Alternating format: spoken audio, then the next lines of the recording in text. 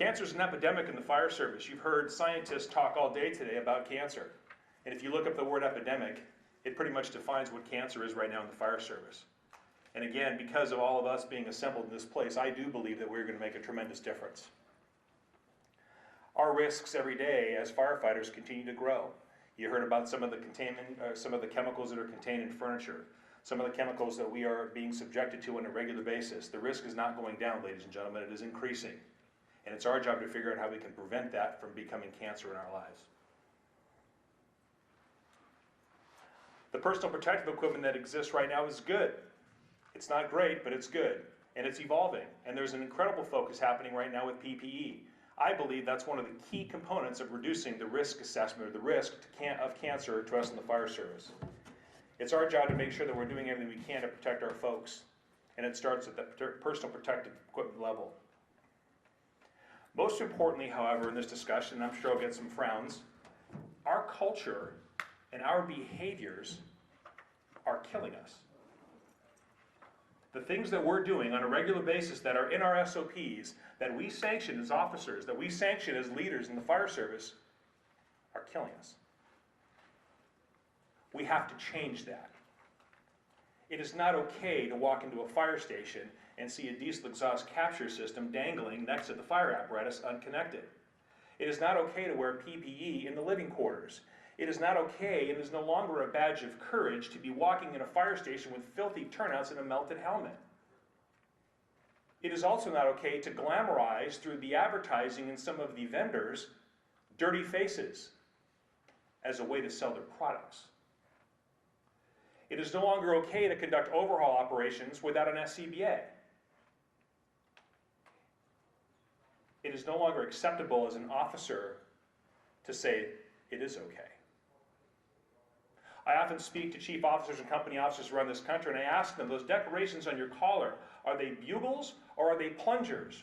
Because if you think that as you walk through a fire station and think that the diesel exhaust capture system is a nice decoration without saying something about it, you're the problem. If you walk into a fire station and see someone's turnouts full of soot from a fire they had 3 weeks ago, that they want to keep on them because it makes them look good, or as if they have some sort of perceived experience level that's beyond everybody else's, and you don't say anything about that, you're the problem.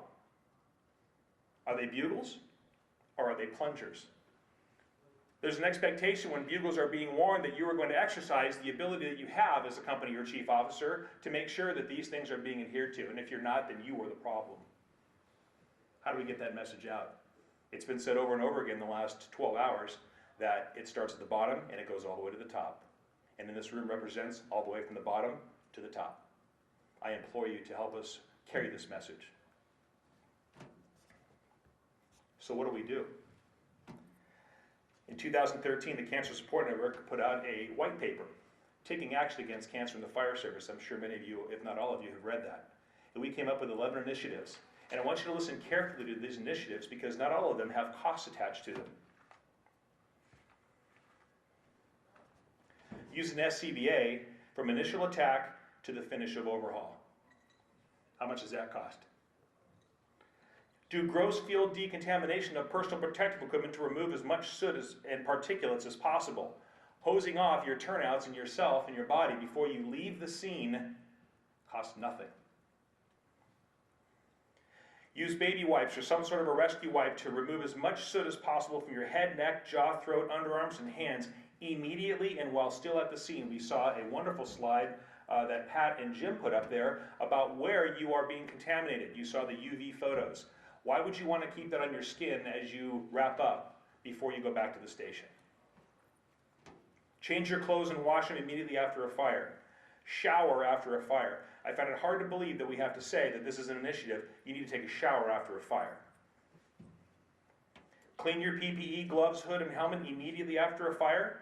A lot of us don't have a second set of turnouts. If you don't, get them. Find a way to get them. There's your cost item.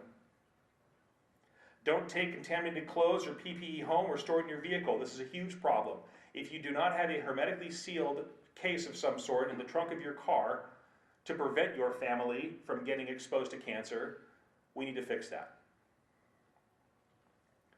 Decontaminate the fire apparatus interior the interior of the fire apparatus. Not the tools, not the equipment, not the hose, the interior of the fire apparatus after fire calls.